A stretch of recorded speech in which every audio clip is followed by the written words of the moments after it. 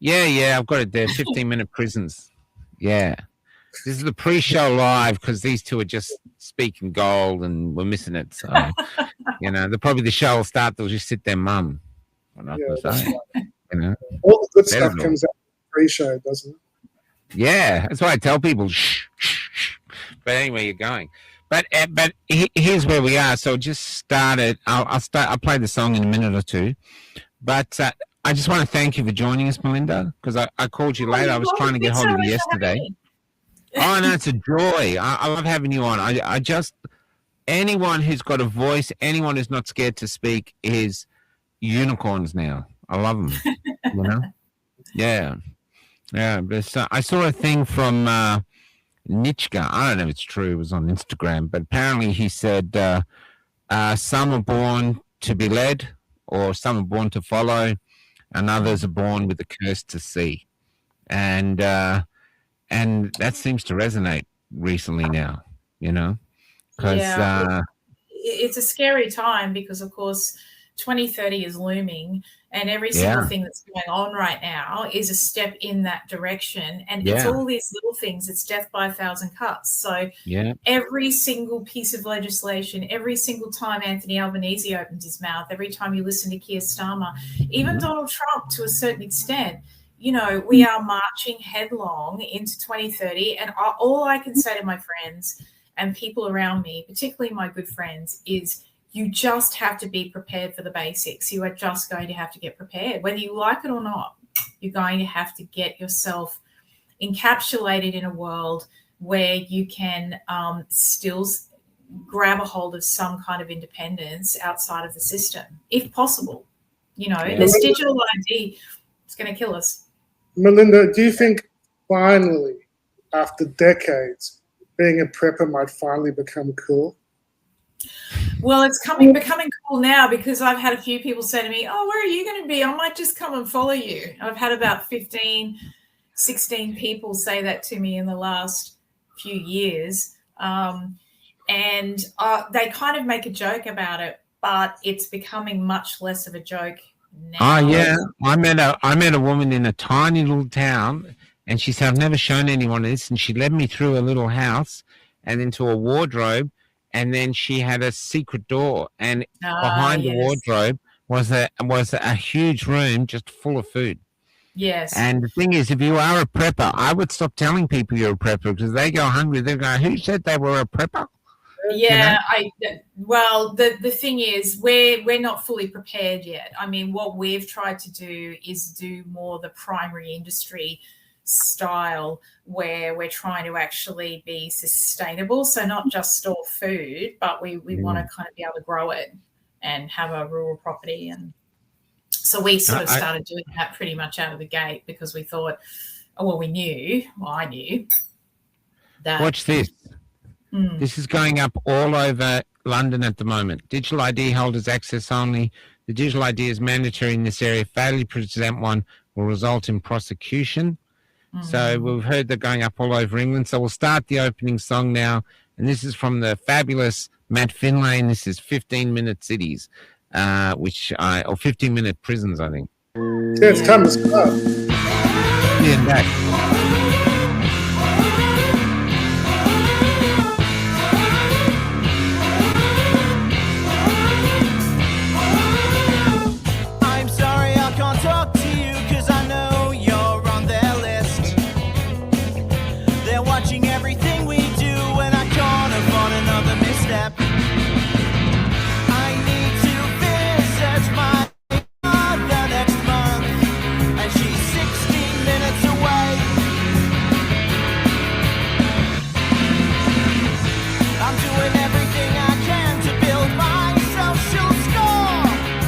So they will grant permission for me to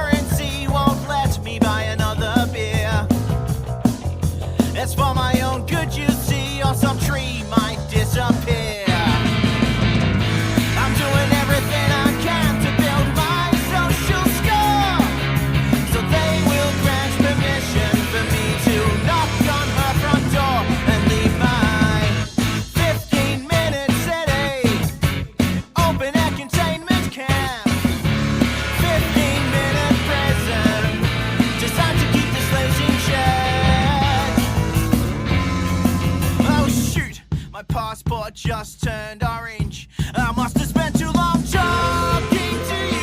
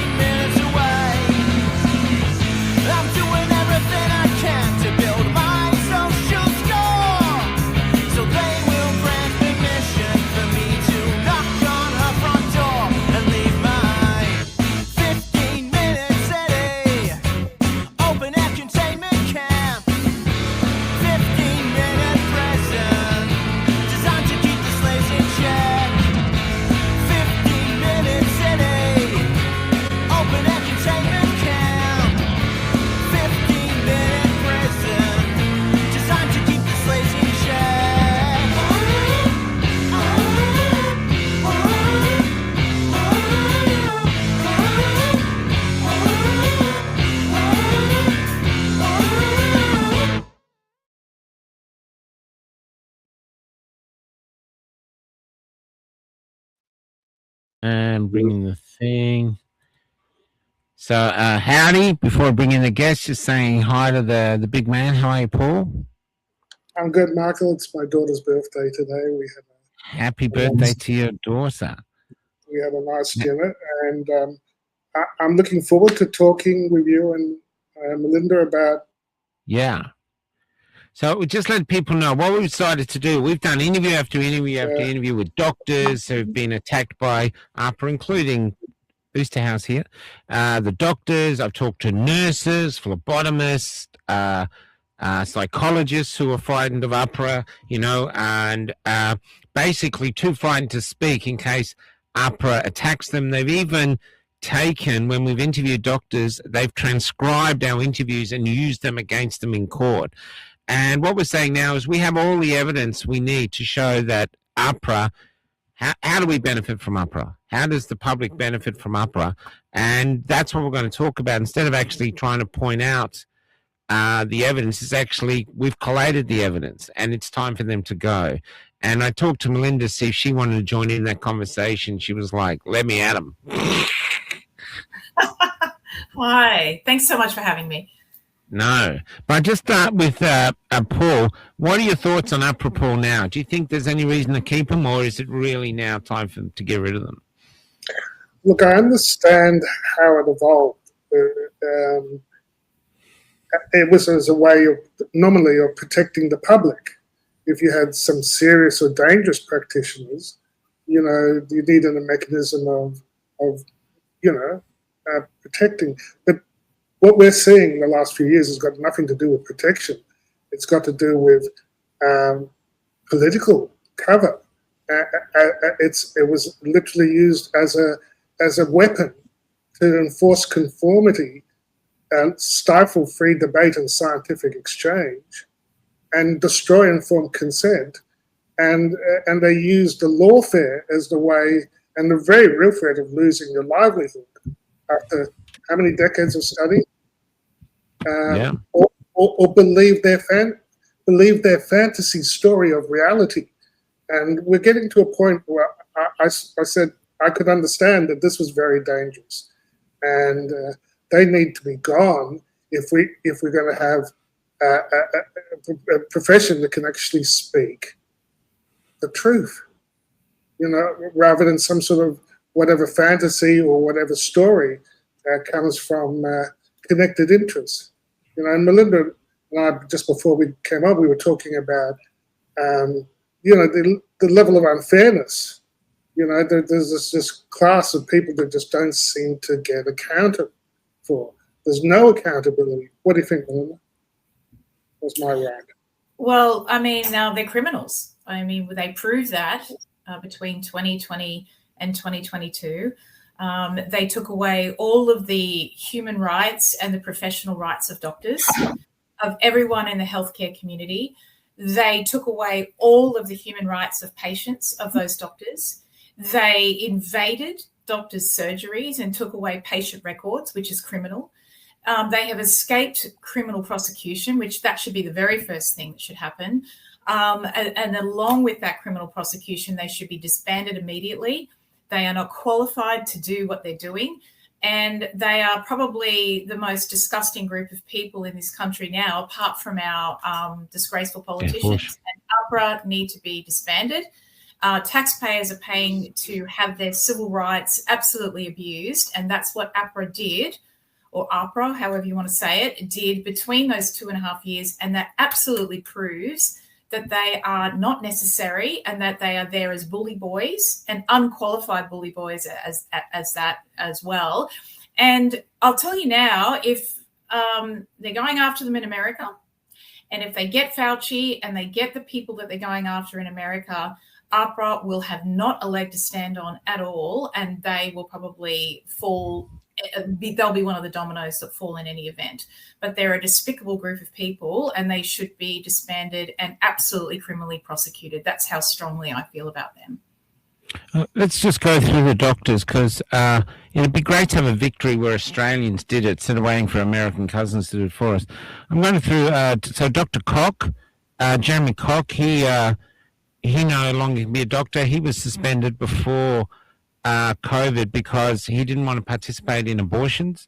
Dr. Hobart, he went through the same thing, not wanting to do abortions, but he was the one that was raided, and they came to his property, they raided it. We also have him, I was with Paul when I was first getting to know Paul. We did a sort of a short documentary on him and Dr. Boss. In it, Hobart told us that one of the heads of AHPRA came to his surgery to get a prescription for ivermectin because they'd had an adverse reaction to the COVID jabs, and then subsequently they suspended him after that. Dr. Borchos just decided to hand out exemptions on a Monday to anyone who wanted them. By Wednesday, he had a mile-long thing outside his clinic. He's been treated. He doesn't get as much publicity as he's been treated horrendously, and yet in the town, I think once they sacked him, the town radio, from what I heard, spent 24 hours just attacking him like propaganda, saying how bad he was. Yet previous to that, when I've been in the town, Colac Hospital said he was their go-to doctor. He could do anything because he came from a country where he had to do everything. So he could do everything. There's babies walking around. There's people alive in the Colac area now because of Dr. Dennis Borchos.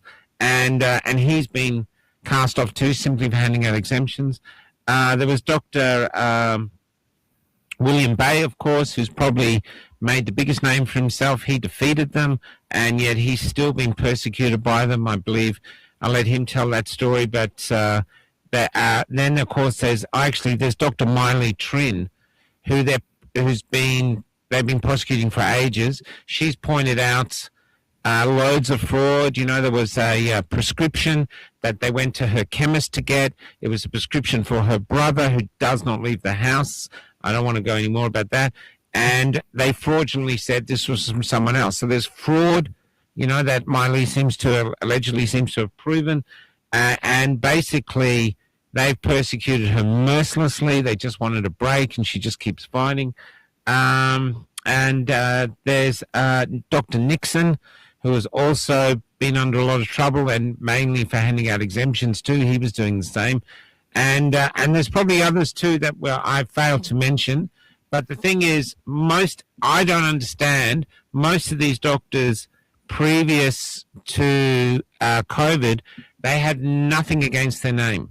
There were no complaints from patients. Yep. You've left out the latest, the ones who are anti-gender, yes. We haven't got to talk to them, so there's the gender ones, yeah. But it's the same thing. It's this overreach of a bunch of pencil pullers who are meant to keep the list, the official list, and it's been misused as an economic and social bludgeon to control speech and to control behaviour of your healthcare, and it's very dangerous. That sound like a dialect? Does that sound better? Someone said I sound like a dialect. Anyway, something about his sound. Anyway, is that better, guys? The only reason I'm going through this is like going it like a jury. Say we were on a jury and we've been told, we're bringing up the evidence, and the evidence is that these doctors did not deserve to be prosecuted like that, Another doctor that was brilliant during that period of time was Dr. Melissa McCann, and she had enormous amounts of statistics and evidence to show that the jabs, these poisonous jabs that we're giving people, were not tested, and that she was observing in her practice adverse reactions. And of course, she was one of the key people during that time that brought vaccine injured people together to try and push back and get some sort of class action against the companies that were doing it to them. Because the thing is, she wanted to give patients a way, some recourse. And this is what happens. This is what's happened. And AHPRA were totally on board with this, is when you turn medicine and science into an ideology. When you turn it into a movement and an ideology, you are easily able to brainwash people, because people, when they talk about health and medicine and science, because most of the average punter, such as myself, and I mean, between the three of us, I'm probably the least able to talk about, scientific and health matters. But you see, I knew straight away what was going on. I didn't need to be a doctor and a scientist to know that there was a movement around that had nothing to do with medicine. And unfortunately, doctors and medical professionals were caught up in an ideological warfare and an agenda that was way above them. And so science and medicine went out the window. And then you're using the terms, science terms and medical terms, to then weaponize those terms and brainwash the population. And that's why the population was so easily brainwashed. And AHPRA was a tool. They were a mechanism of stripping away the population's civil rights and recourse, and doctors' ability to be able to sit back the way we all did and go, hold on a minute, we need to ask some key questions. Because that's all I did. I just asked some key questions. I used logic. Now, whenever doctors wanted to do that, it wasn't about medicine, it was about ideology, and they were attacked. And their civil rights and their rights to practice and their rights to have an opinion and their rights to actually practice medicine rather than follow an ideology were completely stripped away from them. And I felt deeply sorry for doctors. My GP and I had a really long discussion at the time. It was over an hour. She extended the time because she knew I was coming in, but she hadn't seen me for years. But when I came in to ask for an exemption, because I said, look, the thing is, this hasn't been tested, and I'm listening to people out there, doctors and scientists, that had everything to lose. So the doctors that I was, before they got censored, first of all, they sounded like they were putting the logic test over everything. And secondly, they were getting censored. And thirdly, they had everything to lose, and they did lose everything. So those were the people I was following and listening to. And they were saying things that were completely different to what the mainstream media and AHPRA and all of the ideological position was at the time. Melinda, do you know how bad it was? I was telling people about natural immunity. Yes. Oh gosh. I was mentioning vitamin D and zinc and the holy horse paste and the hydroxy and vitamin D, zinc, and the zinc ionophores and the mysterious milk. I had to give you the benediction. I've given that benediction so many times now. It's become simple stuff. I was saying, like, if we really gave a shit about health, like especially in the elderly, why don't we check their vitamin D levels and top their vitamin D levels up? Because the mortality in vitamin D was like, there was a direct association. The lower the higher the mortality you get at about 50, it didn't matter if you're 99 then. Your risk could have been modified in simple ways, And then, of course, you've got the hydroxychloroquine, the ivermectin. Now we know the zinc ionophores are very important for not just for stopping the RNA viruses, like Dr. Zelenka said. So I was talking about early treatment, and that was my first sin. And saying you don't have to be fearful, you don't have to be fucking locked down in your house under medical martial law. You don't need to be triple masking. You don't need to wash your groceries. You just have to know we've got this, because that's how I felt. March 2020, I went, we've got this. We've got this. We understand how to do it. Well, apart from the fact that I knew that by March 2020, it had been in the country since December, and it had been washed around the population. Can I just have a pause here? Because can I just have a pause here? Because most of us know this shit. What I think is starting a new conversation, and like this is the problem we have. The National Act contains no statutory or regulatory consequences for wrongdoings by AHPRA, meaning AHPRA is free to do what it wants, how it wants, and when it wants to do it. So what I'm saying is we have the evidence that they've been brutal with doctors. They've I believe they're extending the process basically to terrify other doctors into staying mum. But the question is to the public now, what do you want from your doctor? Because say, like, how much training did you do, Dr. Oosterhuis? Be honest, how much training before you become a doctor? So many years. It was decades. It was literally decades of study. What these bureaucrats took from me was not nothing. That board of 10 people, I think there's one doctor, a pediatric surgeon. There's one doctor. There's one doctor on there. Everyone else is a public servant. There's a midwife. But so she'll understand literature and peer review. I shouldn't use the word peer review. It's all become corrupt. But just evidence and common sense is what got lost. One of the things I saw, Melinda, in 2021 was the VAERS data, that was reported by Jessica. And you saw this it was like the burning inferno. It stood out of the page. It was like you would have to literally be blind, willfully blind, not to recognize that there was a massive signal in 2021.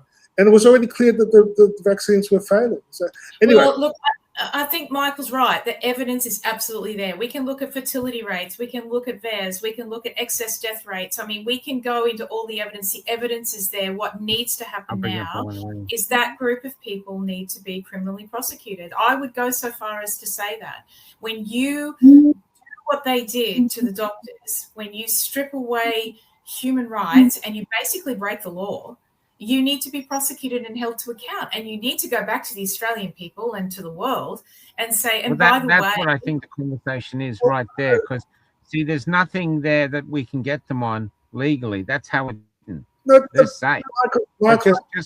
Just finish my thought. This is what we need to talk about. This is Robert Gilland, what the people want from a doctor. I want to be able to trust a doctor, any doctor. And how can you trust a doctor if your doctor is not free to talk to you because they're terrified of losing the job for AHPRA? Right. So how do you benefit? Right. And I'm not a doctor, but if I go to a doctor, I want the doctor to tell me the truth, and I want to know that he's not reading it off a computer. This is his opinion as a well-learned human being, someone who's done the education, and they're going to share with me their thoughts, and I can make a decision from that. That's what I want from a doctor. I don't want AHPRA sitting in the office with a gun to the doctor's head going, don't you tell him about vitamin C. You do, you're gone. I don't want that. And that's where I think the revolution could happen from the people. It's like there's no need for a second opinion anymore because you've got Stalin in the corner going, give. That's right. That's right. And this is where we are. And we know the doctors are scared of it. And I've met other doctors who are unvaccinated who do telehealth. They hid, they didn't go public like you guys. There's a pharmacist I'm going to meet who's not a pharmacist anymore. He refused to vaccinate anyone. And so that's going to be a really interesting interview. But he hates AHPRA. And I've got nurses who we've interviewed who were dedicated nurses, who are advocates for their patients. Loads of them I've interviewed, and hoodies interviewed, who were basically given, because they wouldn't take it, were given a final letter. They were sacked under gross misconduct, which devastated them, because it's nursing is I believe chooses you. You know what I mean? So this was a love affair for a lot of them. And I think we need to start fighting back. And if the government has made it that we can't get them from the top, then we get the groundswell of people from the bottom while the government is weak, and we go, we want them gone. We want our doctors to be doctors. You're right that they've got all the statutes, and everything they did was completely legal in the way. It was legal. But was it moral? But was it moral, and was it a crime? Was it a crime against humanity? Because remember, the Nazi officers were just following orders. It was all completely legal under the Third Reich to do all the things that they did, and people got hung for it. You know, and people got hung for it. And you know, in 2021, I was jumping up and down, Melinda. I was like, "This is egregious." You know, there's going to be consequences. It blew my mind what was going on. And I think the thing with that is that we were seen in between that 2.5 year period, the three of us and a whole bunch of other people who were part of that 5% of the population, we were seen as radical, we were seen as extreme, we were seen as these people that were like, oh my God, they're conspiracy theorists and they're murderers. I mean, I got called so many things on social media, but I still talked about AHPRA at the time. I was vehement, and I never, ever, ever wavered. And now all of the people, apart from, say, the other 5% down the other end of the spectrum, have come around. And the thing is, it is a great awakening.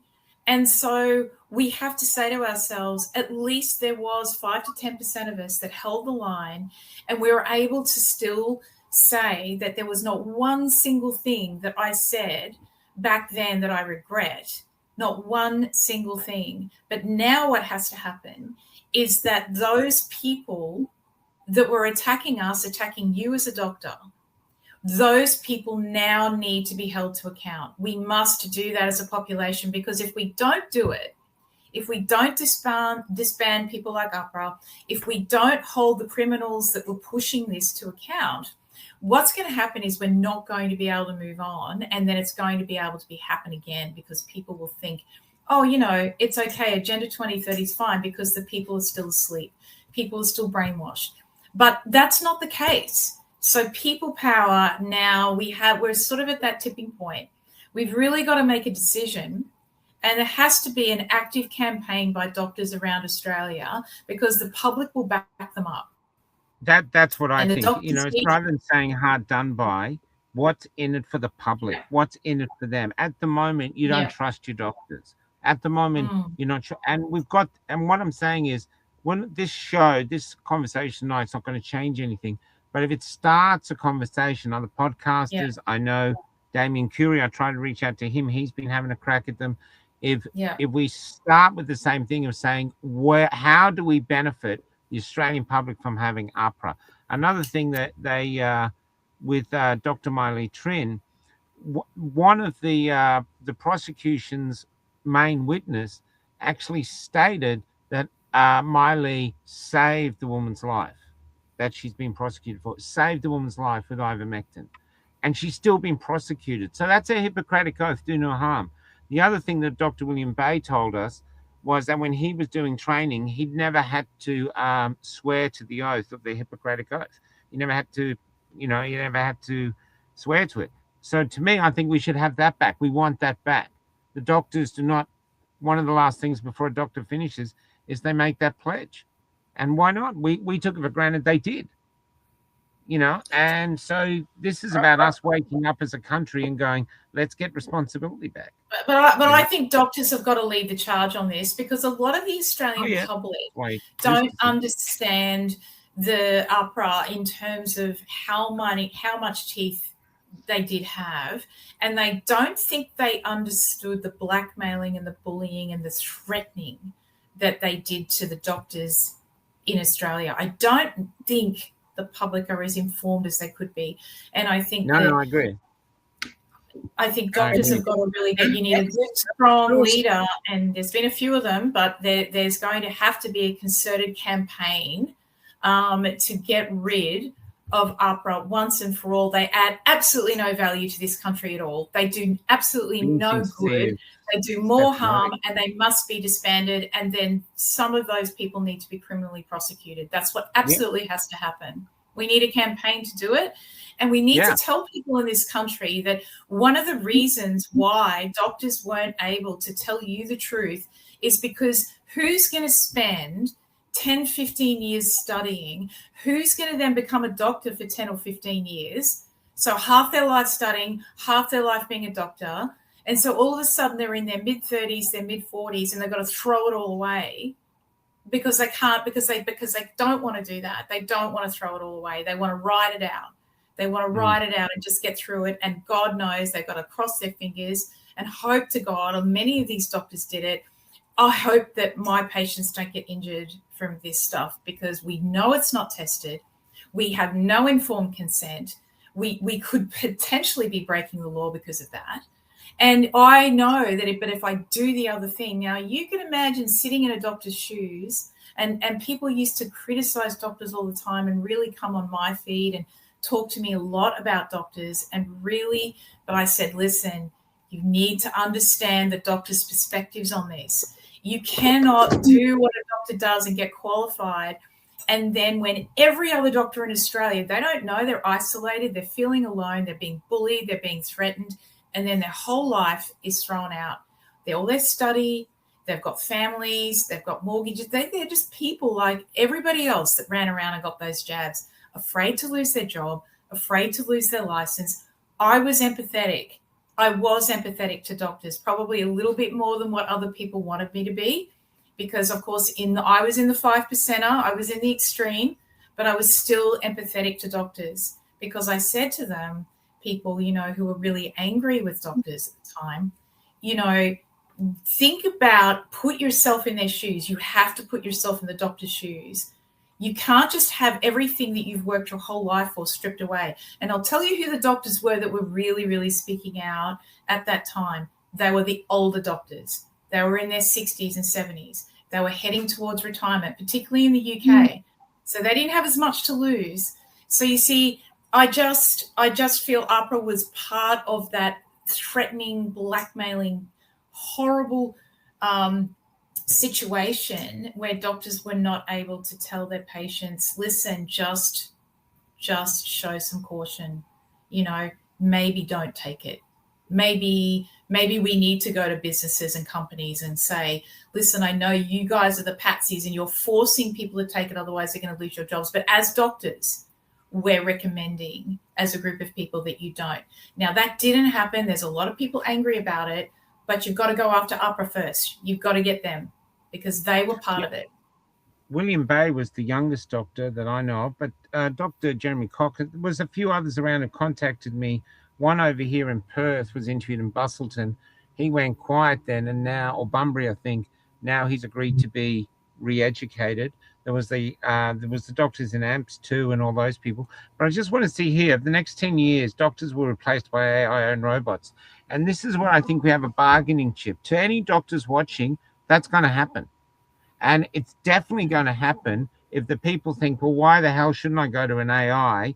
Because the doctor's just a drug pusher anyway. All he does is tell me what AHPRA wants him to say or her say, and I have no real connection. He's just doing what he's told. So he's just a middleman or product protection for big pharma. So I might as well go with AI. So but if the doctors want to be trusted again, the people have to believe that the doctor is their doctor.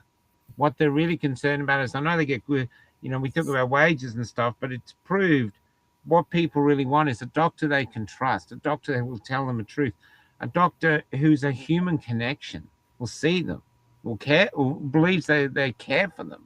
And this is where we are. And I think I think right now a groundswell movement that starts with conversation, pointing out the evidence, like you said, Melinda. If they don't have the people are unaware, then a publicity campaign is what we have to do. Absolutely. I Getting think it out doctors there. have got to lead that campaign. I would love to see the doctors lead that campaign. I would love to see that. I would back it up. I would do whatever I could to get out a campaign. If we get the money, there could be Facebook ads. Facebook is more open now. They'd be carefully done Facebook ads.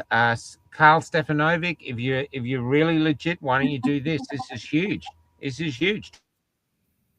Well, They Carl's have an been interesting one. treated like Dr. Hobart, all the doctors. We know, same with you, Paul, Miley Trin, the way it's almost like they were trying to push him to suicide.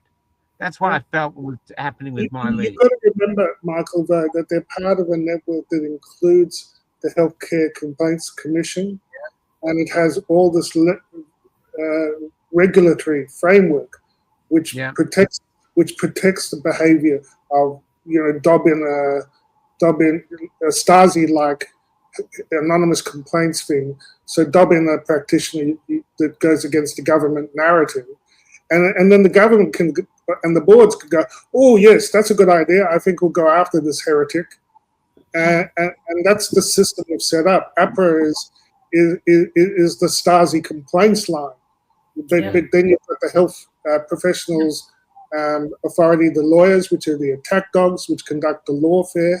You've got people within the Health Complaints Commission, the Health Commission, that's the government, our state governments.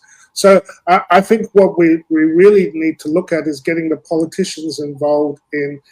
And this regulatory structure enabled the crimes against humanity. It enabled the crimes against humanity. So yes, we want to get rid of AHPRA, and we want to strip it from its ability to abuse its power that reaches beyond the practice of the doctor in their rooms or in their surgeries, and whether they're competent and safe. One of the inventions of COVID is they reached into their private lives and the things that they said on to their 50 Facebook friends, which was my offence. 50 Facebook friends. My free speech, my communication of what I was seeing in the data and in the literature, and making comments about the COVID policy and the lockdowns which were happening at the time, and that's these were crimes, and people have to understand first and foremost that they've had, even though the human rights organisations were asleep at the wheel too, even though the ombudsman Rachel McCloskey, she was asleep at the wheel while all this happened. They all have to go. They all have to go. Absolutely. This is a perfect example. A gynecologist who caused a baby to be decapitated during birth is cleared to return to work, and no judgment on her. Fair enough, maybe something went wrong. But the government drops this doctor who says gender is given at birth. You know what I mean? And I know that's England, but it's happening here too. In fact, I think that might be Australian. And this is it. So I think it's a simple case. I'm going to start reposting the interviews I've done with lots of doctors, and it's not just doctors though, it's nurses, phlebotomists, people, I didn't know what a phlebotomist was until I started meeting them on the road and found out they'd lost their jobs, but Paul, can we go back a bit for those who don't know, what is AHPRA? What is it, for those who are going, what's AHPRA? Because a lot of people probably don't even know who they are. There was a time before AHPRA. It's hard to believe in the midst of time. For instance, my dad was an osteopath, chiropractor. He practiced many years in Australia and had a practice. And, people came to him because he helped them. They enjoyed his treatment. He was trained in Europe as a physio, and that was accepted. And then I think it was in the 80s, I think it was, they came to him and said, look, you're going to be registered now. It's great. You'll be able to have a script pad and order x-rays. and we will grandfather you into the thing. So suddenly he was registered. But the thing is, after you're registered, then you take off the register. They say you can't work anymore. You haven't got the approved qualifications. So that was the game writ large. It was there designed to protect, hold a list, a register of doctors and healthcare workers who were safe, who were appropriately trained, and behaved appropriately. It wasn't designed as a system for social control. Yeah, it was. Yeah, that's how it was used. Yeah, it was just a list. And that list was. Sorry, Paul.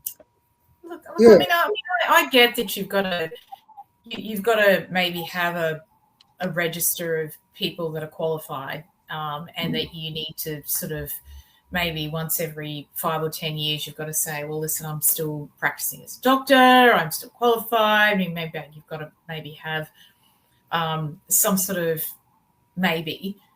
control over the medical industry in terms of let's just make sure that doctors are still practicing and they're legitimate and they're still qualified or whatever. But the reality is that people, we've had, AHPRA has not added any value to any of the issues that happen with doctors in Australia and with doctors that we've imported from overseas. I mean, AHPRA's absolutely had no positive impact whatsoever. They've only had a negative impact. So you've actually got to sort of say to yourself, what is the system that you actually need? And is your current system completely out of control and redundant? And of course, the answer to that, I believe, is yes, you probably need a register of doctors to go, yeah, he's really a doctor. I can look him up and there's the register and he's a doctor and he's got some qualifications. And that's probably all you need. Same for you taxi certainly drivers. don't need the absolute shit show that is going on right now where you get these overinflated, bloated, bureaucratic, nightmarish, totalitarian system of stripping away doctors' civil rights and rights to freedom of speech and rights to practice the Hippocratic Oath and all of that. You certainly don't need that. So get rid of it. It's just so easy. I would go further than the registry. I think if I was going to have, if me or someone I loved was going to have surgery, a particular kind of surgery, I would want to know that surgeon, say, got good results. That their patients didn't die on the table and that they got the best result. Like Charlie Teo, I think you should be able to look up and go, oh yeah, this guy can do an epidural. He's done. He's done several thousand. He'll probably be okay for my wife. Or you don't want the guy that's just come out of training on a mannequin and is on their number 3. Absolutely, but that's called a database. That's what I call a CRM, a customer relationship database. Boom, there's your doctor. This is how long he's been practicing for. Has he had any lawsuits against him? How many successful surgeries? How many has he done? It's a database. It's a database. And in the day, now that we're entering into the world of AI, believe me, those databases are very, very easy to compile. Easy to do research, and so you still don't need AHPRA. AHPRA makes lots of money from doesn't make it from doctors' registration subscriptions and stuff. There's a lot. They charge more and more every year for them to hold the holy register. Yes. And not loose their woke, insane attack dogs. I mean, God forbid you do something that's politically, like me warning Brad Hazard, the health minister in 2021, that he was going to inject 24,000 kids in Pacer Arena, and that if there was even one death among those kids, he should be watching, because that will be a signal of harm. And if he's not watching for a signal of harm, he will be held culpable. And 2 hours later, I got the call from the medical council that they needed an urgent chat with me, a hearing about my license. Again, wrapped in with AHPRA complaints. It was political. They've been misused as a political weapon. Absolutely. And I mean, this is what I said before. When you turn medicine and science into ideology and politics, I mean, you're going back to the days of science versus religion. I mean, COVID was a religion. It was a cult. It was a sect. It brainwashed people, and that's what it was.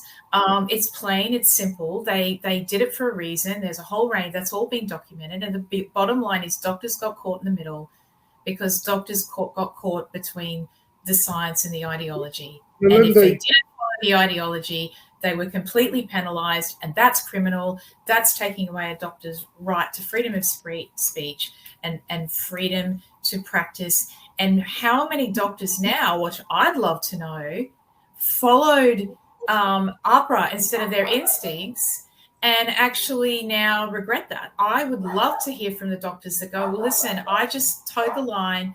I just did my thing. And guess what? I'm now really regretting that. I wish I'd stood up. I wish I'd said, a lot more. I wish I'd done more. And I don't see a lot of doctors coming out and saying that at the moment. I've seen some of them, like I've seen Malhotra in the UK, for instance, the BBC celebrity doctor. He came out after a year and completely did 180. We need more doctors doing that in Australia as well. There's been quite a few, but we need, on a whole, a spokesperson for a group of doctors, most doctors, to say, we did this, we now need prosecutions. We need these people. We need people held to account. We must see jail time. We must see fines.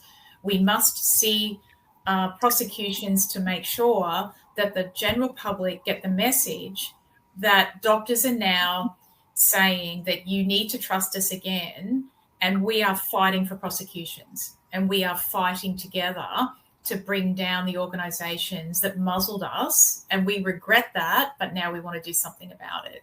Yeah.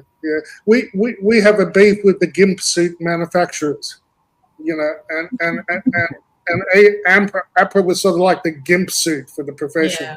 It was like, we've got you by the chain, and there's an opening at the rear for when we need to force the point home, and the doctors need to get a backbone in the health profession and say that they deserve to have a voice. That it's not okay to misuse these institutions for political and other means.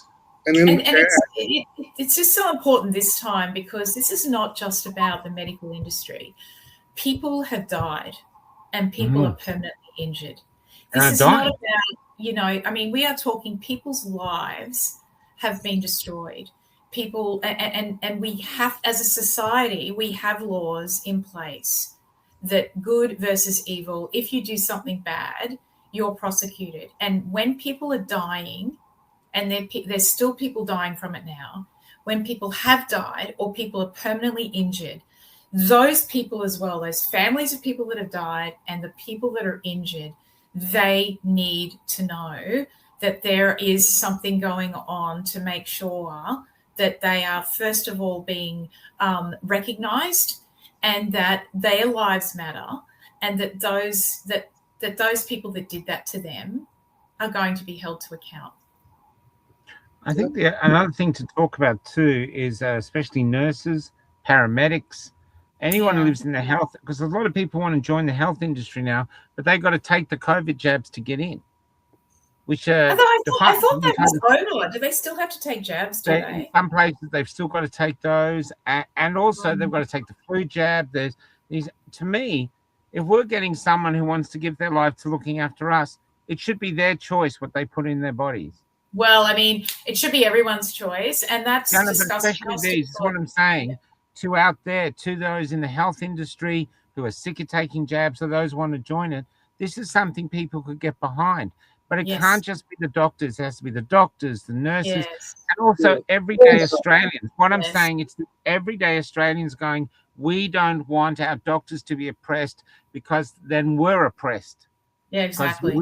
You're oppressing us through them, At the Forest of the Fallen this weekend with Rosie Marshall and George Keswick and and our friends, a male nurse, Will, joined us for drinks after, and he was telling us he hasn't worked in nursing for a few years now because of the mandates, and he recently went and they did the full interview. Oh, you're very good, and your experience very good, and this and that and that, and then at the very end, it's like, you do realize that we'll need your full COVID injection history, vaccine history. Yeah. And said, well, what if I don't have that? The position's not open to people like you. So this is 2020.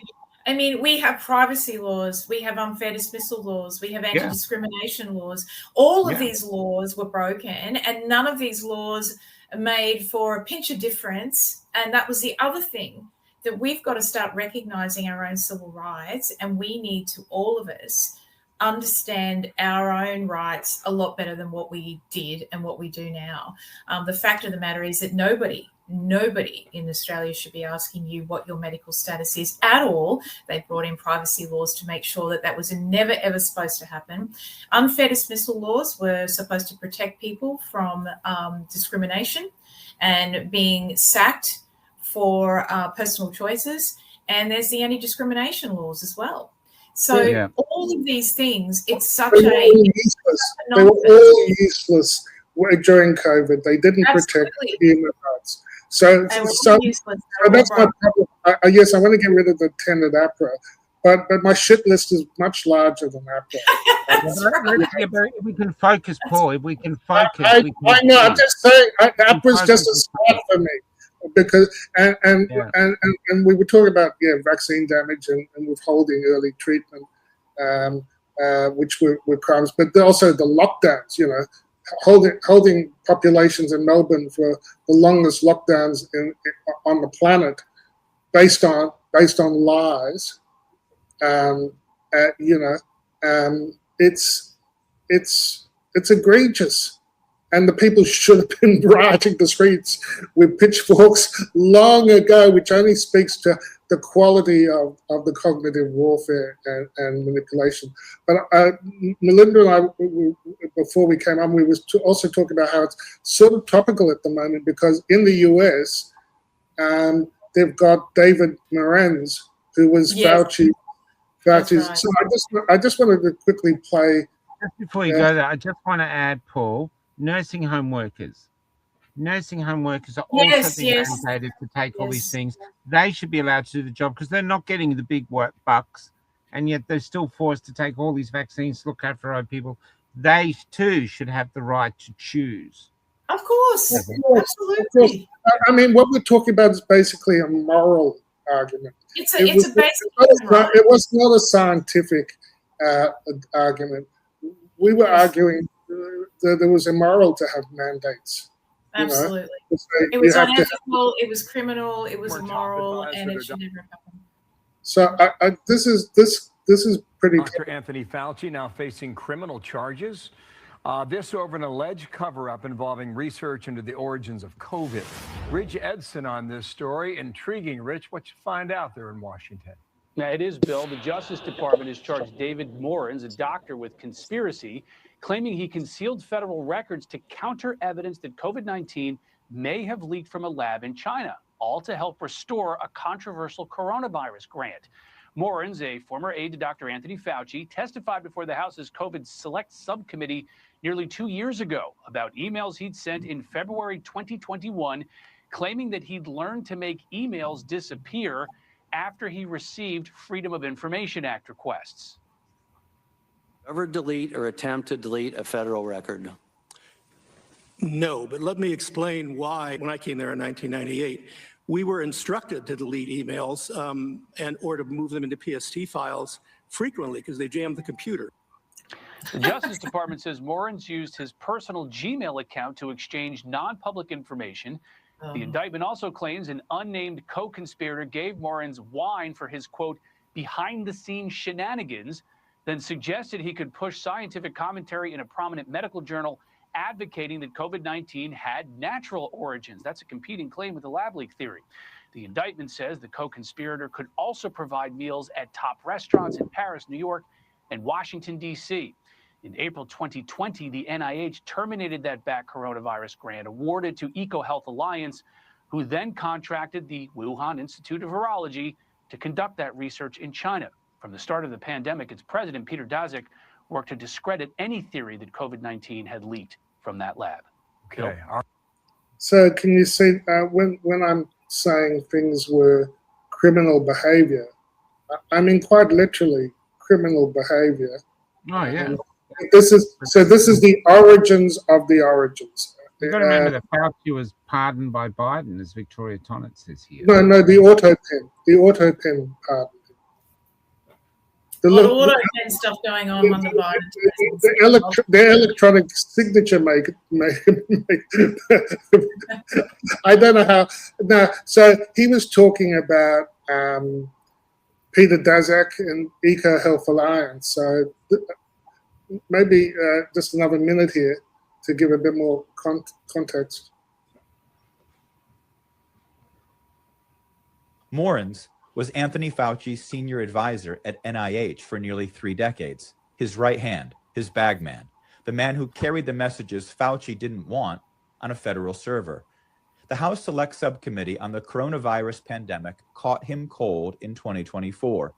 He told colleagues he had learned how to make emails disappear.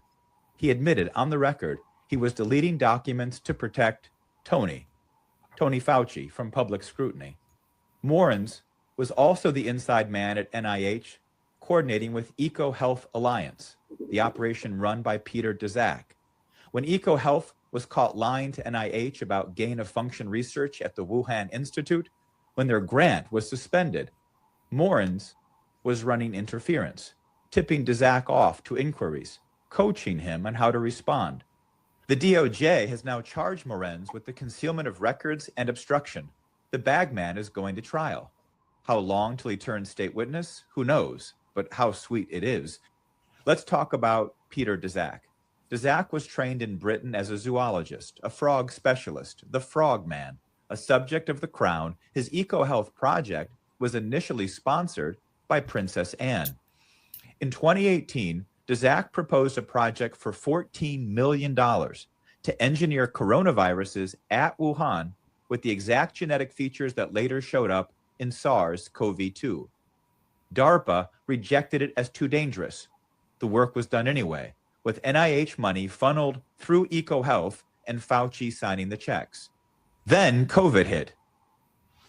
You get it? It's and then Fauci then lied to Congress and saying that funding didn't occur, which it did. So he, and lying to Congress is a federal offense, and he should be charged on that alone. I mean, apart from everything else.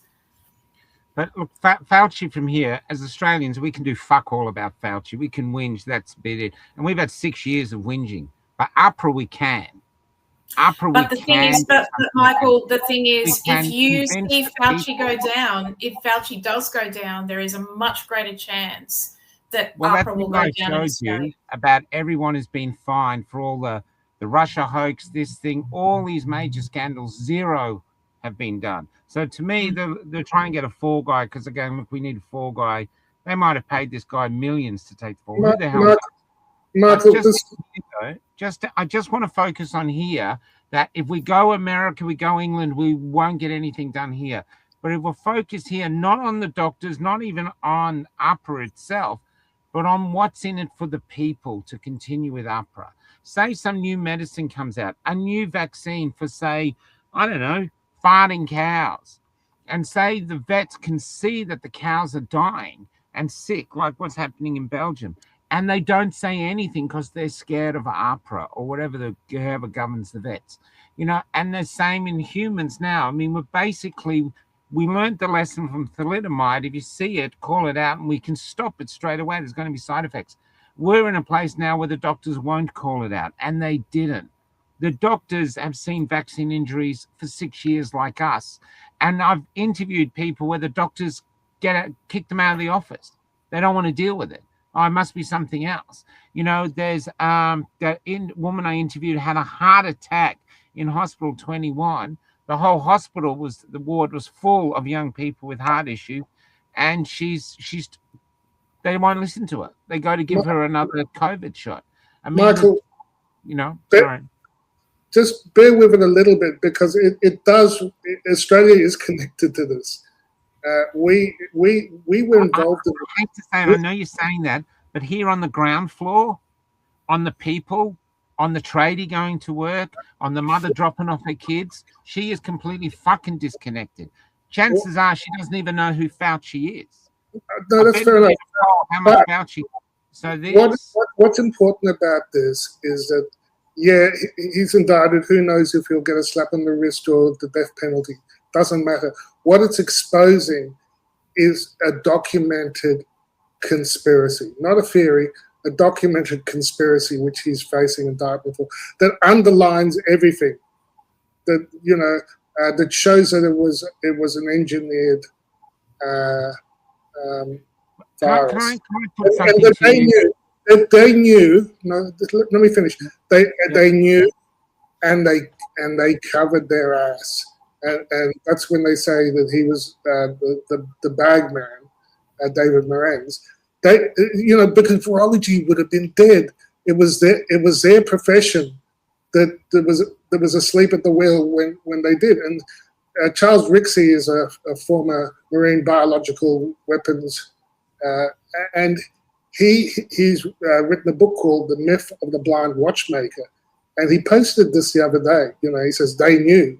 We didn't need to know the origin of SARS-CoV-2 virus to know the origin of the pandemic. The decision was made by Fauci, Farah, and the proximal origin authors in the first week of February. Now, to hide vital aspects of the genome. So when I talk about the genome, Michael, I'm saying we have the fingerprints on the weapon. This is when you're starting to talk in terms of the genome. It's so Rixey is a former, like I said, he's a former Marine Corps veteran, and he served in there, and he was part of the research analyst in a research team called DRASTIC, DRASTIC, Decentralized Radical Autonomous Search Team investigating COVID-19. So it was a decentralized group of scientists. So they've been on this plot for a while. And what I posted up there on his X feed, it's worth reading, and it's. I just wanted to share just a few key points without going through the text of it. What they found in the genome, the anomalies, the proof of intent, and the connection with the Defuse. The Defuse program was the one that was aligned so closely with the goals of the EcoHealth Alliance, and was submitted to DARPA. And in that clip, they said, "Oh, we thought it was too dangerous." Now, they included, and this is something I've talked about in the past, Michael. They in the virus they included the furin cleavage site. It was like I said, it stood out phylogenetically. It just like Uncle Fester, it didn't exist in this clade of coronavirus, and it was, and then we had the Pradhan paper showing the HIV-1 like inclusions, and these are really hard things to explain. And there's a thing called the super antigen motifs that suggested an engineering effort to make an infectious, something that could be spread by aerosol. And the vaccine prototype was finalized on the 13th of January.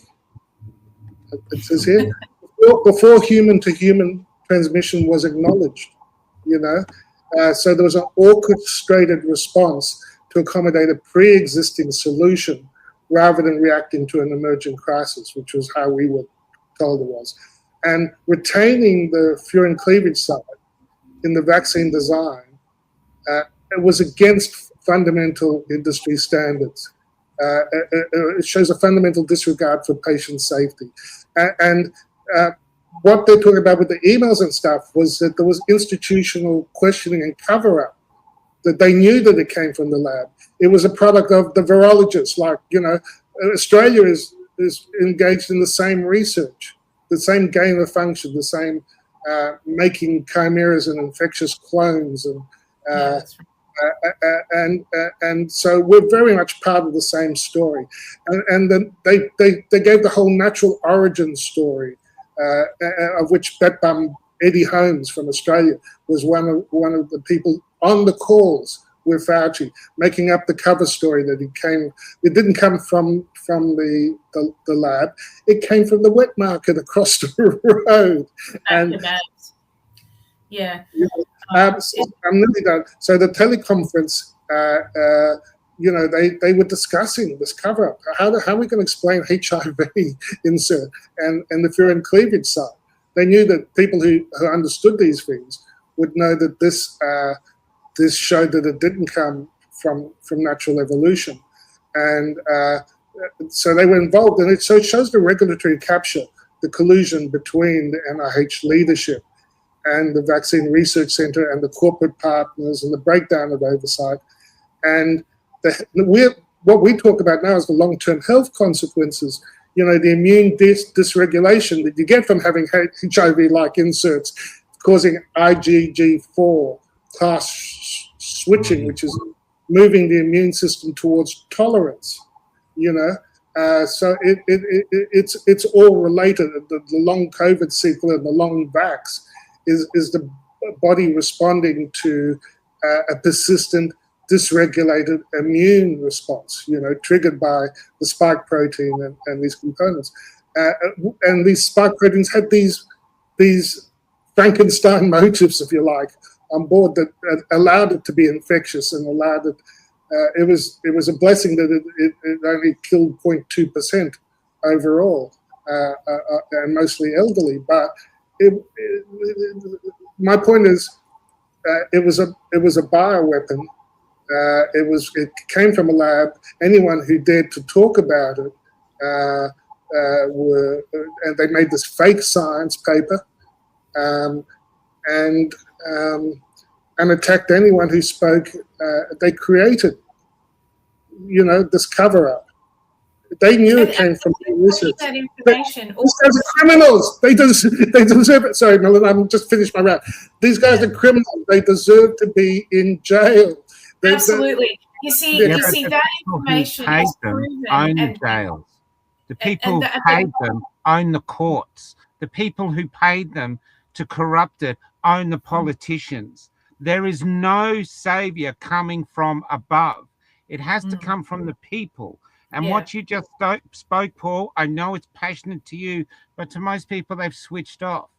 And I'll tell you why. I was once in a union trying to get a new union into the trams. And we were going around and we were going, the other side is corrupt. The other side is corrupt. We got the evidence. And tram drivers used to pull me aside, especially one Greek guy. And he said, we know they're corrupt. We just want them to be corrupt on our side. Everything's corrupt. Everyone's a liar. Most of the thing, we know that. What we have to do, the public, though, is now there's nothing in it for you. You are going to benefit more by having a doctor who's not silenced for you. You are going to benefit. Your children will benefit if a doctor has the right to go, you know what, Melinda, I think you just need some vitamin C and some ivermectin, if I can't say that word. And actually say that without any chance of being persecuted. I think taking the information Michael has, though, is it's provable, and that's your brave. Provable to who? They own the court.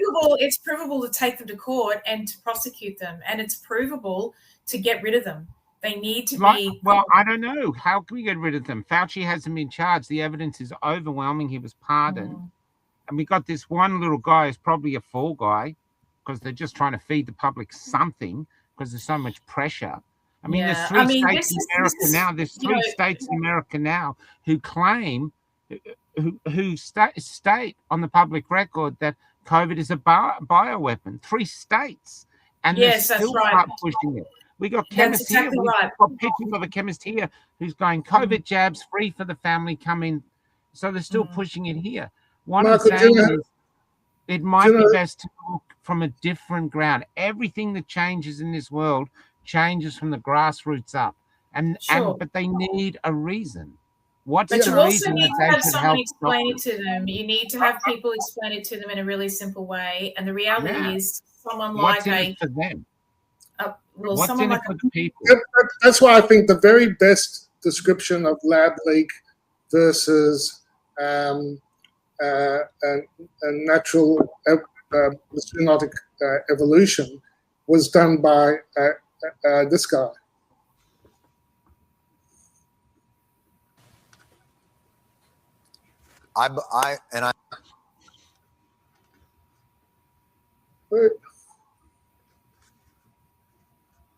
It doesn't work. But while it's waiting, asbestos was pushed by the Hardy family.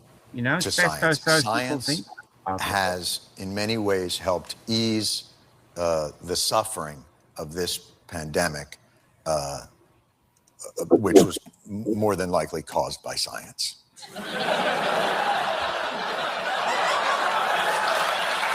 So, and that's kind of. Hold on a second. No. Not, listen.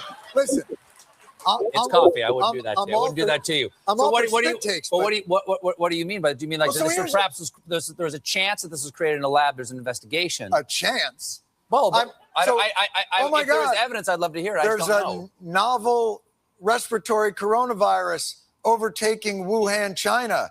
What do we do? Oh, you know who we could ask? The Wuhan novel respiratory coronavirus lab.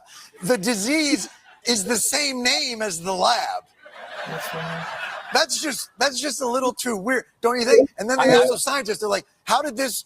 So wait a minute, you work at the Wuhan respiratory coronavirus lab. How did this happen? And they're like, a pangolin kissed a turtle. And you're like, no, the name of your lab. If you look at the name, look at the name. Let me see your business card.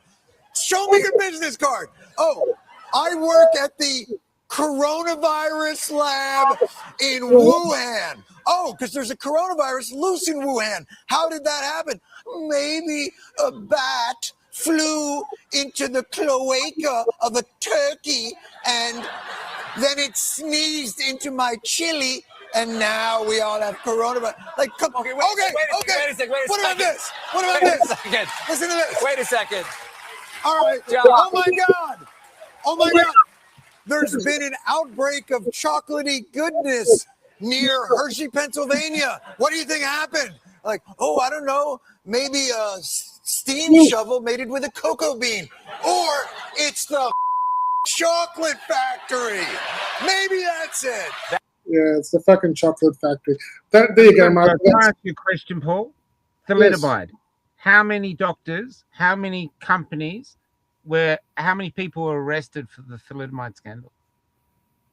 Yeah, I suspect no one. It was 60 years before. How many people were arrested for asbestos? Hardy family knew asbestos. They've proven that they knew. I believe they have. How many of the Hardy family or anything was involved in putting asbestos into schools everywhere, all around the world? How many were arrested? Haven't they decided it's good for you? How many? It's not good for you. Zero. Not good. You shouldn't have it. The opiate epidemic, destroying America, destroying. You see films about it. The thing, absolutely destroying it. How many of that family has been pushing that, been arrested? Fuck all. Yes. If you think that they're going to come after COVID, show me the history where that happens. It's theater for us to make us feel, oh, look, give them a little bit, give them a little. Nothing.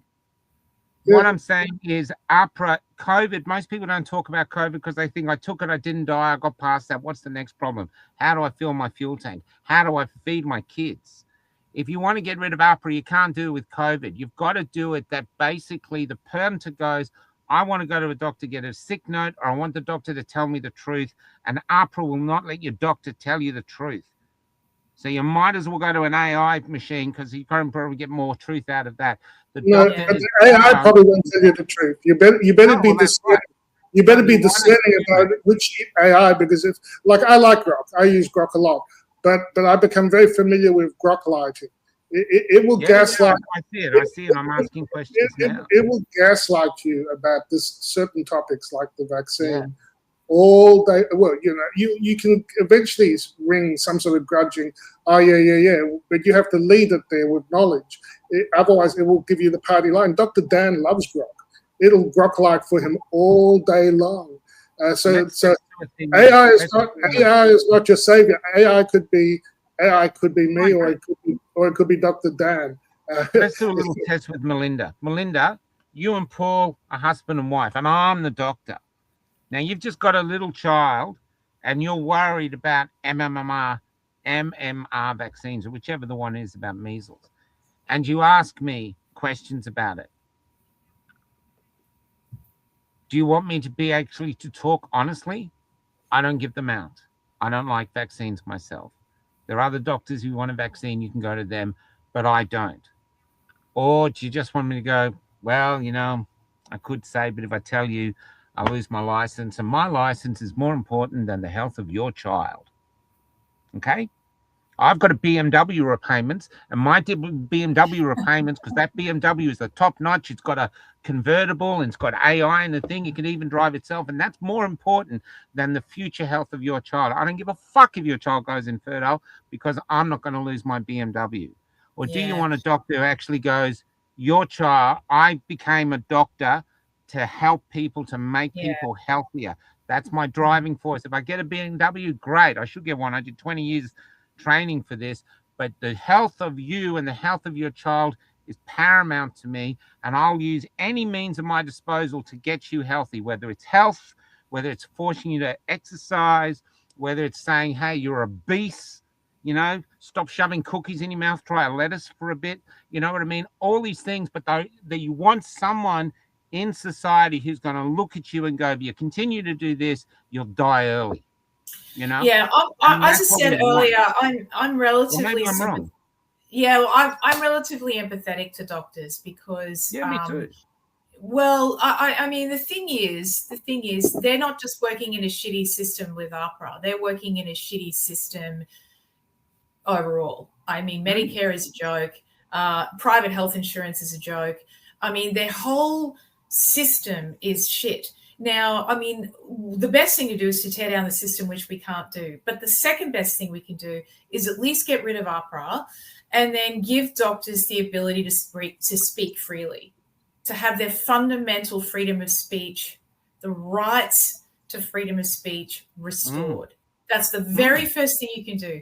Give doctors back their freedom of speech. And then after that, doctors can then come back out and go, and by the way, just while we're at it, this is shit. And by the way, Pauline Hanson, now that you've got sort of 30% of the primary vote, you might want to actually start telling Australians in your lovely plain speak that you have.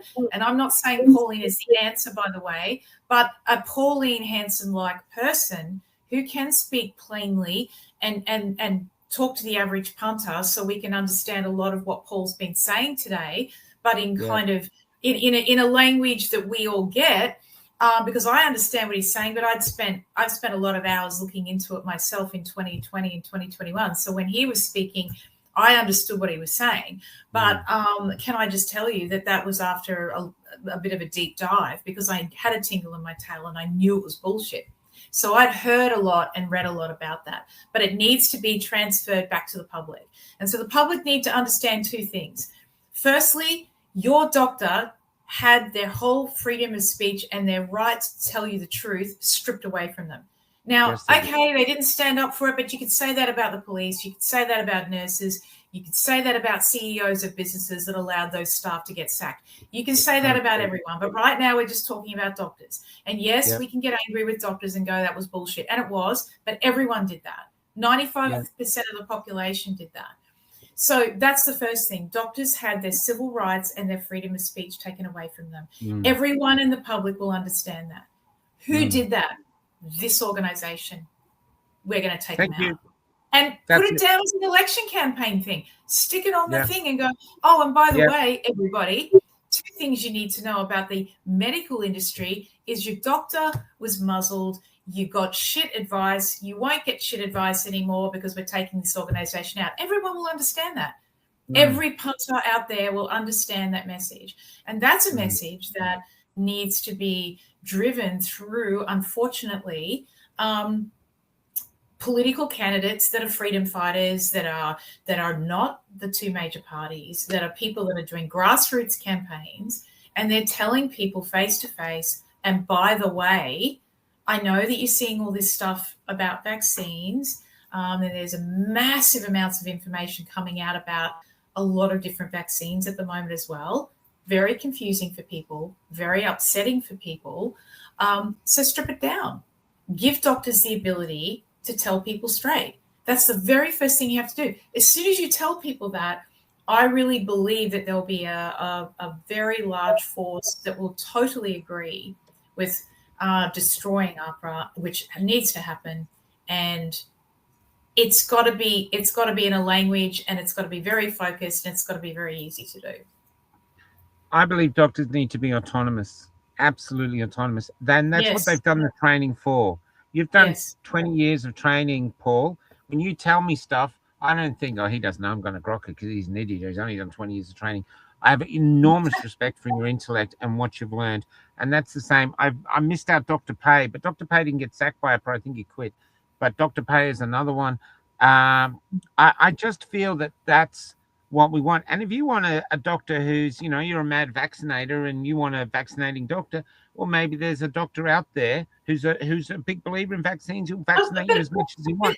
But if you want to find a doctor who's not, everyone okay finds too. the people that connect with. And this is why I think it's going to take a long time for AI to take over the medical industry in terms of that GP and that human relationship, because sometimes in life you've just got to go to people to get reassurance around probably what you already know. I mean, 90% of the time we kind of already know what's sort of wrong with us if we're going to see a doctor. But the doctor will reassure you. The doctor will connect with you. The doctor will care about you.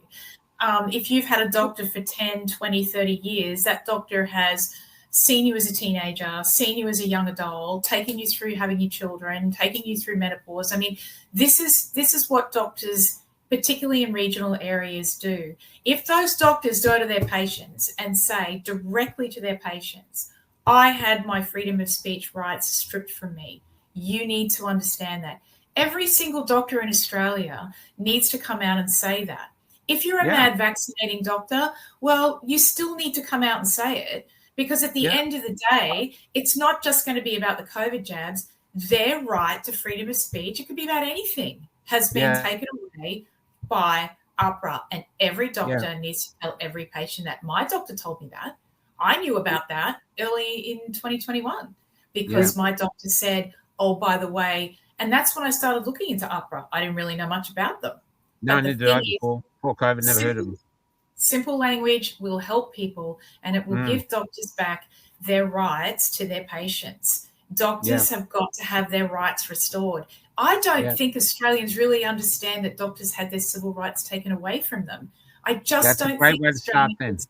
It's a great place to start then. Let's educate them there. It's a great place to start. But doctors have got to take. Doctors have really got to take the lead on this and take responsibility, because people will get behind them, and politicians will get. It's not going to get any better for the doctors out there thinking, "No, I'm just going to comply." Compliance is the oxygen for tyranny, and it will not get any better. Yeah, it will not. Something else will come along.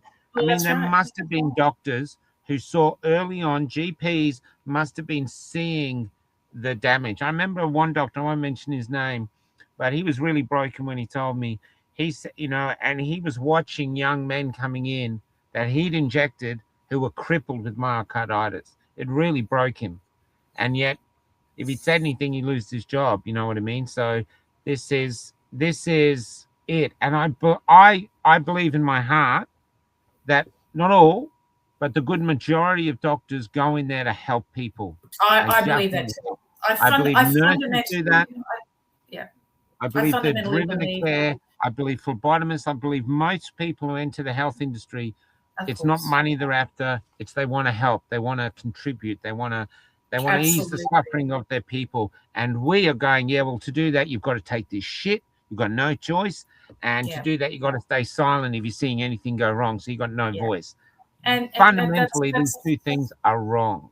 That's devastating for doctors. It's devastating for healthcare workers, but it's particularly devastating for doctors because they're at the pointy end of the arrow. When you're in a hospital, it's the doctor that's directing traffic to the nurses and the other healthcare workers. So the doctors have got to be the ones that have got to take a leadership role. And the politicians will partner up, people like the Jared Rennicks and the Pauline Hanson type people, Libertarian Party people. Those candidates will absolutely take those simplified messages and get it down and communicate that to people during their grassroots campaigns. But it has to be incorporated into those campaigns so people can understand how muzzled doctors really were. Because I really don't believe, and a lot of people in Australia, as I said earlier, are very, very angry with doctors, very angry. Yeah. I have a slightly different view. But I was also very, very angry with the police. I was very, very angry with public servants. And then I thought to myself, this is just stupid. At the end of the day, the truth will come out, and we have now got to support these people. We've got to support the nurses that were running around spruiking jabs. We've got to support the doctors. We have to support the police, even though it sticks in my throat the way that the police behave. We've got to support them because at the end of the day, all of these first responders, frontline people in our society need to know that they're supported and that their civil rights have been restored, and they've got to get their voices back. Doctors have got to lead this though, but you can do it. And if you get rid of AHPRA, that's a huge win, and it'll go from there. Yeah, I think so. It's basically taking our country back. It's not just the doctors. It's us taking our country back. Absolutely. If we have government services there, they're there for one reason, to serve us. Absolutely. I mean, look at the gas. Look at the gas fiasco. We're giving the gas away. Why isn't John Howard in front of Parliament going, why did you give the gas away? Even ask Grok. Even Grok goes, yeah, you got shafted. You know, even that can't lie that hard. You know, and it's basically nothing. Nothing happens, and yet here we are, giving this incredible natural resource away for these. Well, we don't own our country anymore. I mean, there's a simple answer to that. We don't own our country. The Australians don't own Australia. Small victories to start fighting back, and AHPRA is one thing we have no need for it. It doesn't benefit the public. It doesn't benefit the doctors. It just benefits big pharma. Absolutely. That's it. Do you know that you just mentioned Senator Rennick? I thought this was an extraordinary exchange by him. Look, I was just going to ask, is there going to be an investigation into the origins of the coronavirus and how it was funded, in particular funding by EcoHealth, et cetera, et cetera? Not by my organisation, no. So who would be looking at that? Well, I don't think anyone would be looking at that. I know there was much work done across the world in terms of the origins and what intelligence could tell you in that regards, but it's certainly not something my organisation focuses on. No, ASIO is not interested in the origins. No. Michael, like you, not interested. ASIO is not interested either. It's completely... Right, okay. I'll address that to the Minister, because I know when it originally came out, our Foreign Minister at the time called for an investigation into the origins of coronavirus, and it's sort of gone cold. I'm just a bit bemused or perplexed as to why no one seems to be interested in, the outbreak and whether or not it was a gain of function issue or just a spontaneous outbreak. Don't you think, given that after 2 years of lockdowns, we should actually try and work out, what caused it so it doesn't happen again? Well, that's a matter for others to make judgments on. From my agency, that's not something I would focus on. So you don't... No, that's not. No, we're involved in knitting. We're very involved in knitting. We find knitting a major national security issue, and we're planning to have a bidding campaign. See that as a threat? Well, if there was a threat where a nation was building a virus or an individual was building a virus for politically motivated violence or foreign interference or sabotage, then yes, I would be focused on that. So what about nothing overzealous? that's the case. Okay, so what about overzealous gain of function research scientists who, mad scientist in the lab type person, and I'm led to believe that gain of function happens here in Australia as well. At what point does gain of function stop being gain of function and become a potential bioterrorism risk? Well, again, bioterrorism means there'll be individuals that are actually doing that to actually conduct acts of violence or politically motivated violence, in which it would be the focus of my organisation, but we don't see evidence of that. Okay, so what if the intent wasn't necessarily to commit terrorism, but just, as I said, just through reckless... Well, we wouldn't be looking at that. Right, so who would? Because it's still a risk. I mean, it's still a serious... Well, I think you'd have to talk to other people who would care about biosecurity and... Yeah, because we don't care about biosecurity. Oh my God. Oh my God. We're not actually interested in, that would be like accountability. God, that was just I thought Rennick was great, but what was more classic was the Burgess's, not interested in the origin. What you say? There's a genetic record. There's HIV-1 inserts and super antigen motifs and furin cleavage site. And the classic one, Michael, furin cleavage site. That's how I knew it came from a lab in 2020 when Chris Martinson was talking about it, and he linked to this Charles Rixey thing and says he's nailed it. So Chris is the OG on furin cleavage site, and it's how can I put it? It's just really important because it explains that it wasn't an accident, that it was a weapon. I'm beginning to wonder whether they're not looking because they're complicit. Of course. I mean, that's they don't provide the anonymous data or the record level data. In fact, they come after you and throw you in prison if your name is Barry Young in New Zealand for even for revealing de-identified record level data. But it shows you that it killed. So this is the real problem with AHPRA. If you don't allow your doctors to speak freely, they're going to fucking kill you. This is depopulation, and this will be the mechanism by which they do it. And you see it in that smug ass face of Burgess, the ASIO boss. Oh no, we're not interested, because it was our pharma, it was our, it was our labs, it was our virologists, and so it was okay to shut that up and shut up anyone who mentioned it, and shut up anyone who pointed out that we were conducting a campaign that was completely unevidence based on medicine. Or science, the lockdowns, everything. It was all for the digital ID, the vaccine passports, the setup for the new financial system, which is fast approaching. Well, that's what they're dealing with. I mean, the CDC is going to come in, the globalizing health, they're just going ahead, they're globalizing us. Bill Gates has come out saying digital ID, we're going to need it. So it's like telling us we've got no choice. The trouble is we have to stop acting like serfs, like we have no say in this. Yes, and we're not going to get everybody to do it. I mean, those who don't believe COVID was a lie believe that. Those who do believe it. I think the case for COVID has been proven. It's up to you whether you want to look at the stuff. But the thing is it's longer now for AHPRA. It's longer now. If we need, the Australian public need a victory of significance to embolden them to start taking back their country and leaving a country in the future that is aimed at one thing, leaving their children a better country than they got. And at the moment, our country has been taken off us by death by 1,000 cuts. The gas is gone. This is gone. Our industry is gone. We're broke. They're talking about famine. We've got so much farmland. It's a joke. And they're talking about famine. We are just being shafted. Everybody knows it, but everyone feels powerless. Like, what can we do? What can we do? And I'm saying, if you can focus on AHPRA and break it down, we have all the evidence from the doctors and nurses and phlebotomists we've interviewed. You've interviewed them too, Melinda, when you were on TNT. You've done them as well. You've got that evidence. We've got evidence from around the world. So the evidence is there. So it's just getting to the people. What do you want? Is this what you want? Is this what you want for your health? You're just going to be lied to. So your doctor-patient relationship is finished.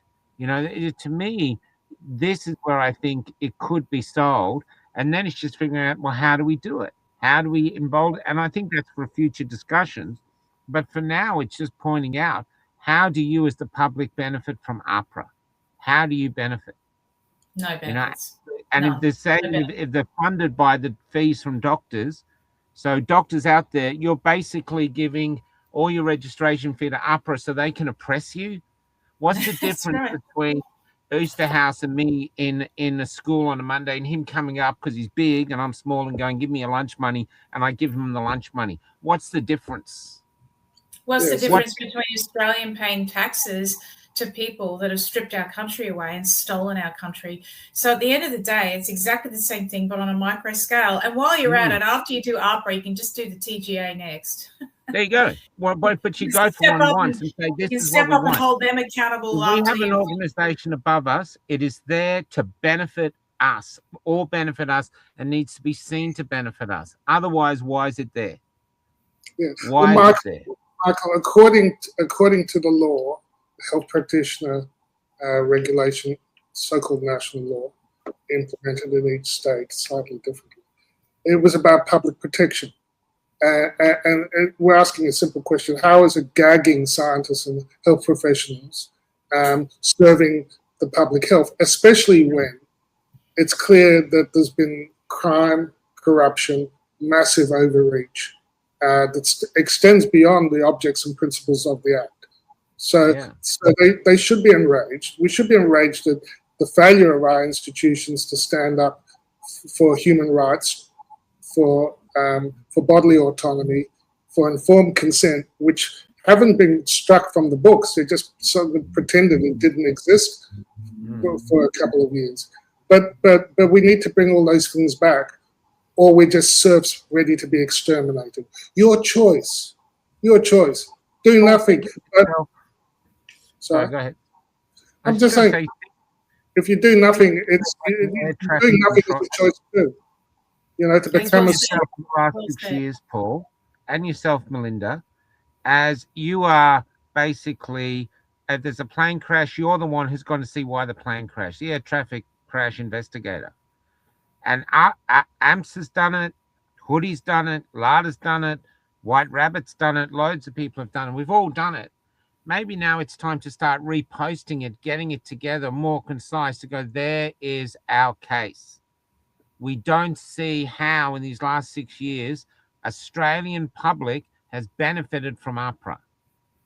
You know, we've lost trust with the doctors. They clearly say doctors have lost trust with the doctors.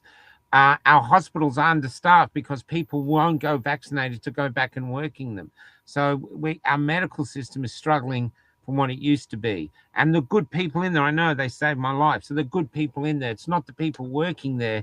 It's those who are controlling the system who are not serving the Australian public. They are serving other masters. And why should we put up with that? These are simple questions to put out.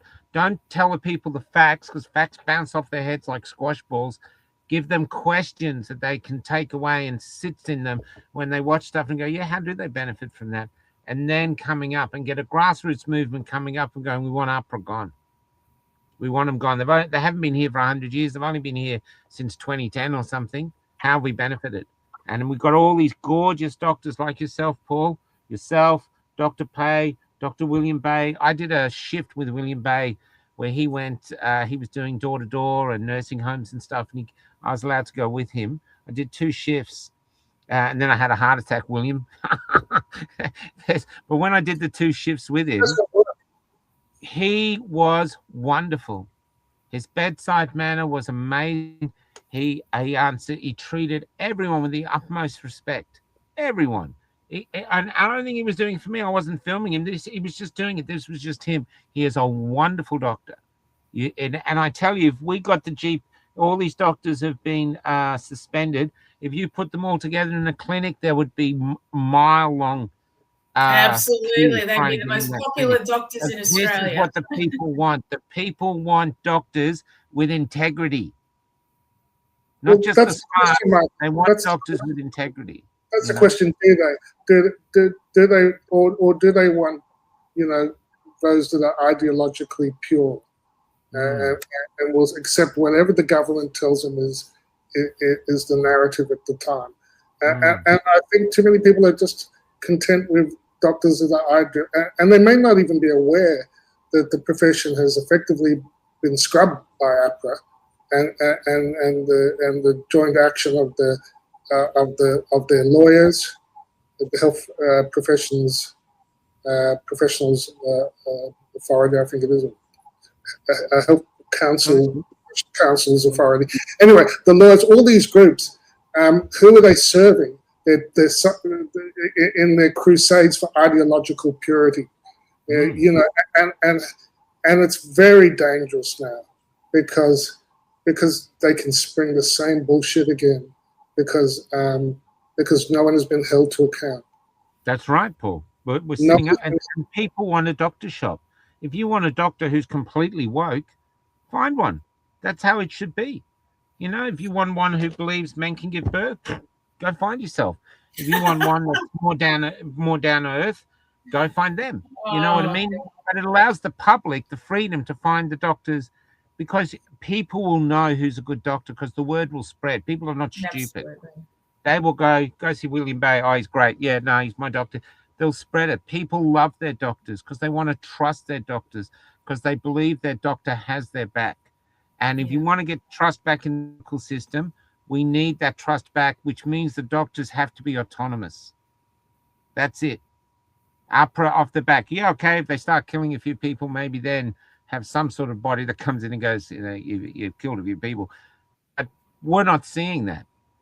We're not seeing that. We're just seeing them persecuting any doctor or anyone in the health industry who dares to question the narrative. That's all we're seeing them doing. I think we should have transparency. If we had transparency of the data, like I said before, it would be dog's bollocks obvious to everyone. Stay away from Dr. Stan or Dan. Too many of his patients are doing badly. And yes, I know in the profession they'd say that's terrible. He does the sickest, he does the worst, he does the people at death's door, which was one of the things leveled against Charlie, I think, Charlie Cleo. It could be adjusted, transparency.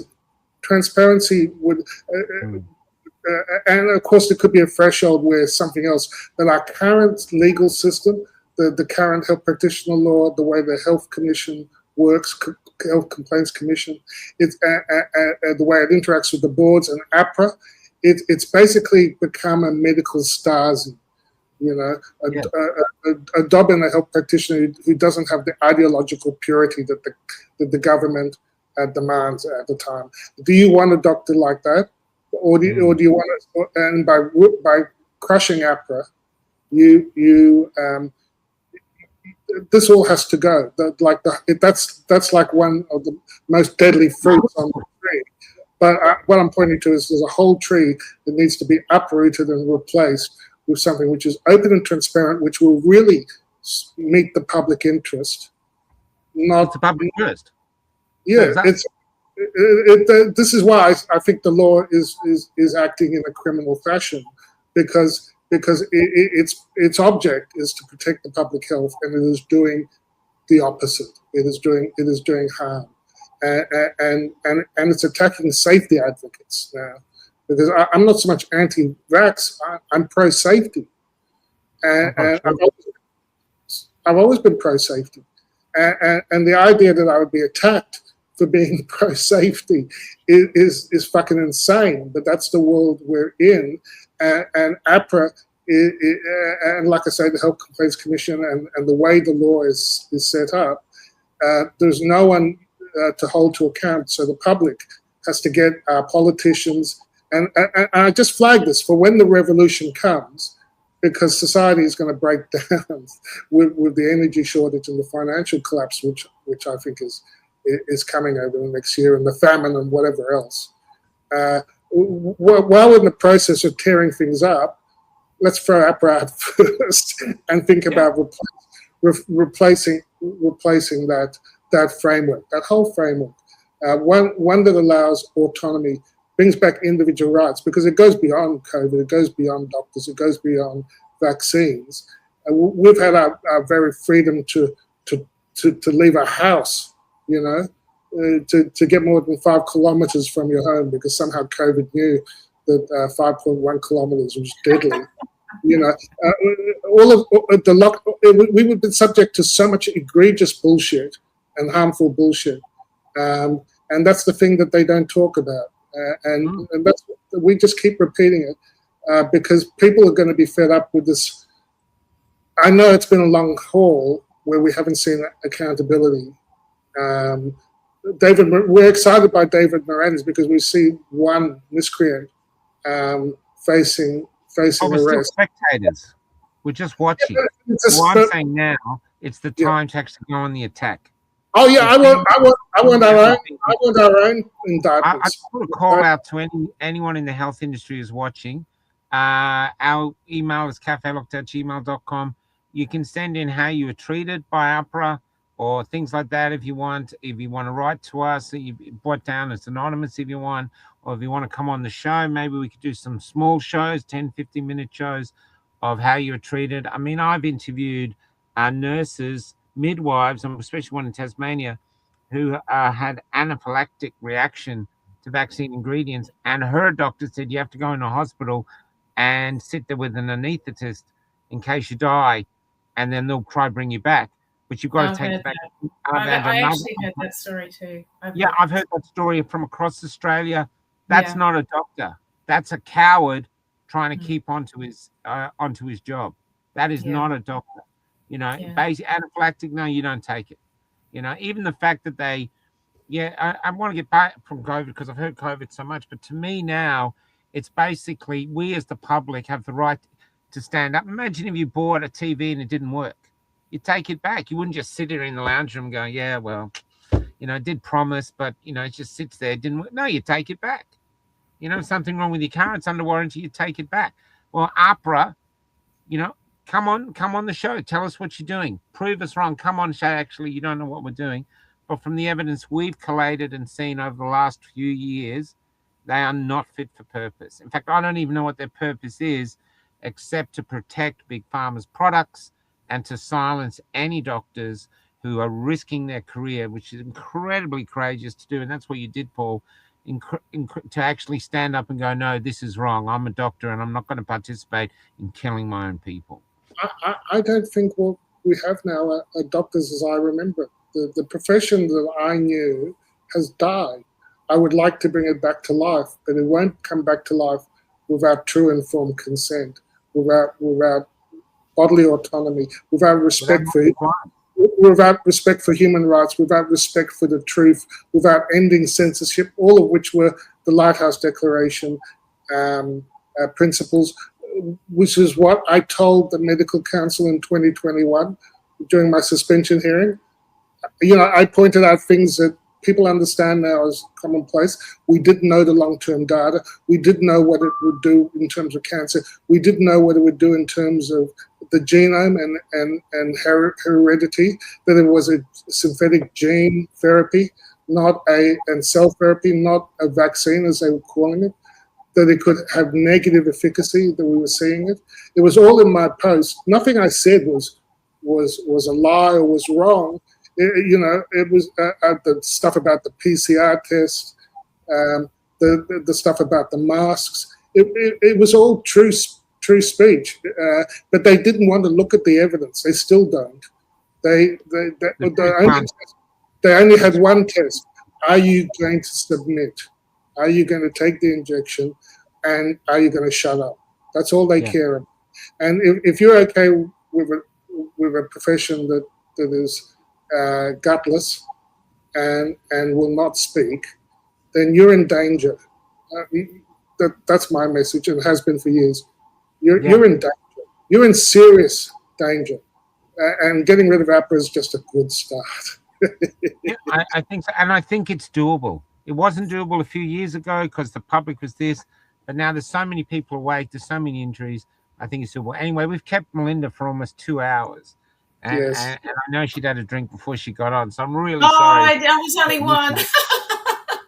I have a few more now. But how about you take us out, Melinda? Anything you'd like to say? I really appreciate you coming on. I love your voice.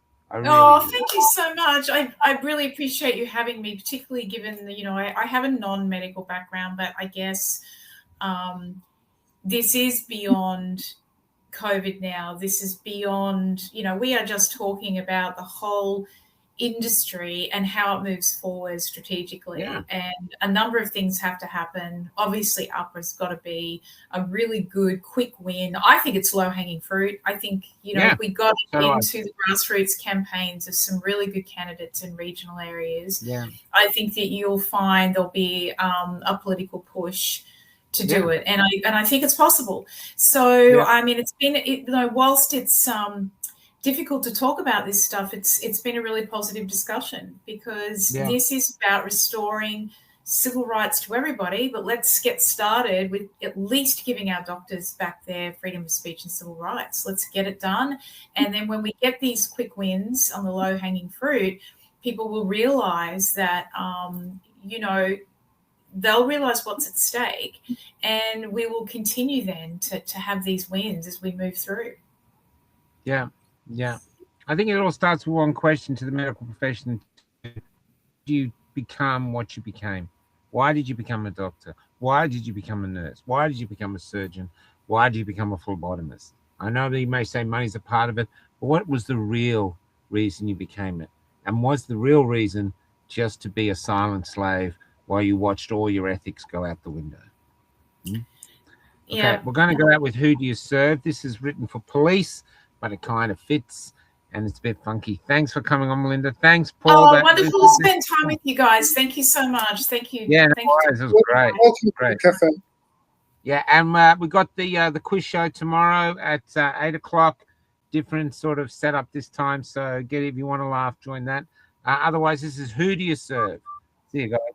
Fails to act or even acknowledge Pakistani grooming gangs that rape and torture vulnerable white girls. More victims continue to suffer. They're raping our daughters and you're arresting our grannies because they're posting about how they don't like their granddaughters being raped. You're threatening to arrest us without any charge, and if we don't answer your questions for 5 years, you'll throw us in the clink. You wear serve and protect on the badges we pay for, but what for? What for anymore?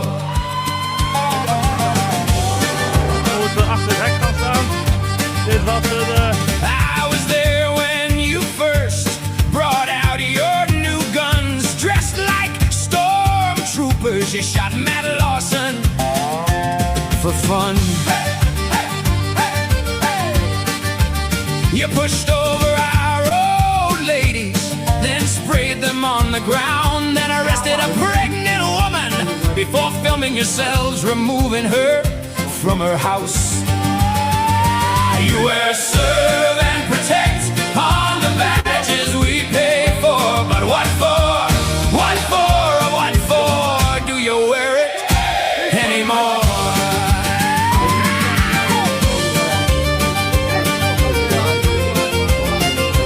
Well, so protesting is not unlawful. It's a human right. None of you have been charged or even lost your jobs. I guess that's the prize for destroying all we love. For destroying all we love, is that the prize? You're all that stands between who we were and whoever it is that they want us to be. You're all that stands, you are all that stands, you are all that stands between us and tyranny.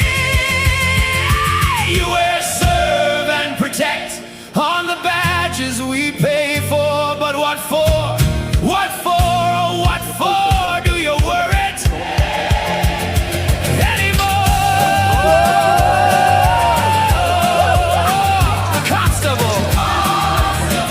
Constable, who do you serve anymore? Constable.